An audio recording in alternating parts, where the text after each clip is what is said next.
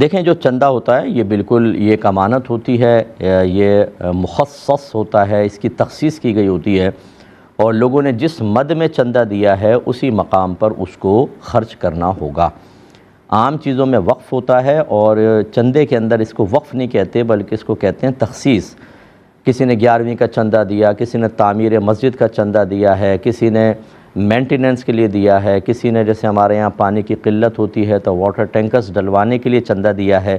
جس مد میں ذکر کر کے دیا اسی میں اس کو استعمال کرنا ہوگا۔ اور جو متولی وغیرہ ہوتے ہیں جیسے مسجد کی کمیٹیاں ہوتی ہیں یا کوئی ادارے کا محتمم ہوتا ہے، وہ ایک امین ہوتا ہے کہ ان کے پاس وہ چیز امانت ہوتی ہے، وہ ذاتی استعمال میں نہیں لے سکتے بلکہ جس مقصد کے لیے دیا ہے وہیں استعمال کیا جائے۔ تو لہٰذا کوئی دینی شخصیت ہو یا غیر دینی شخصیت ہو، چندے کو شرعاً اپنے ذاتی استعمال میں نہیں لے سکتے ہیں، چاہے ان کا ذہن یہ ہو کہ چلو ابھی میں استعمال کر لیتا ہوں بعد میں رکھ دوں گا، تب بھی شرعاً جائز نہیں ہے، کیونکہ ہو سکتا ہے آپ استعمال کریں،